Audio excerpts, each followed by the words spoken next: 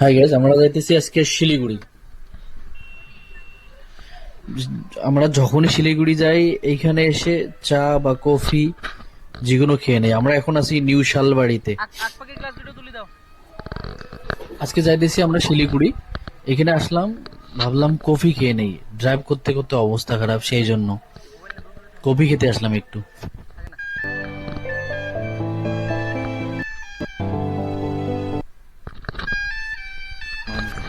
আমরা এখানে আসছি, একটা প্যান্ডেল কি জানি অনুষ্ঠান হয়েছে নাকি, সেই জন্য প্যান্ডেল। আমরা যে সামনের দোকানটাতে গিয়ে কফি বা চা খাবো।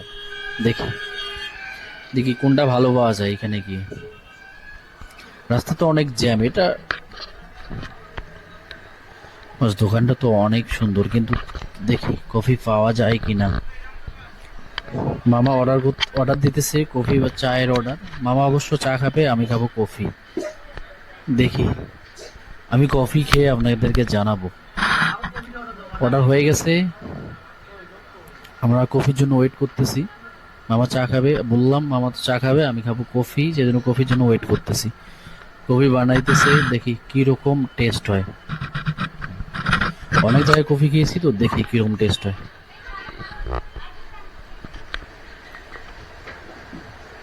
দোকানটাতে অনেক ভিড়, সেই জন্য একটু টাইম লাগবে আমি জানি। সব টেবিলেই ফুল, অনেক ভিড়, মানে ফাইনালি কফি এসে গেল। দেখি কি রকম টেস্ট হয় কফিটা।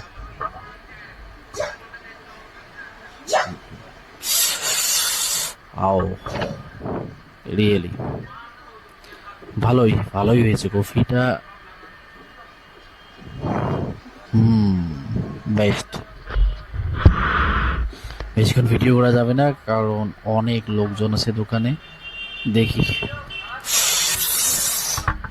অনেক সুন্দর, ভালোই লাগছে কফিটা। ফ্রেশ ফ্রেশ লাগতেছে এখন কফিটাকে, এখন ফ্রেশ ফ্রেশ লাগতেছে।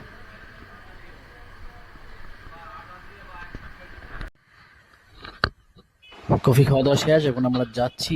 এই গাড়িটা করে কি যেন নিয়ে আসলো, দেখিনি অবশ্য। এই সামনে রাখা আছে গাড়িটা, এই সাদা গাড়িটাই।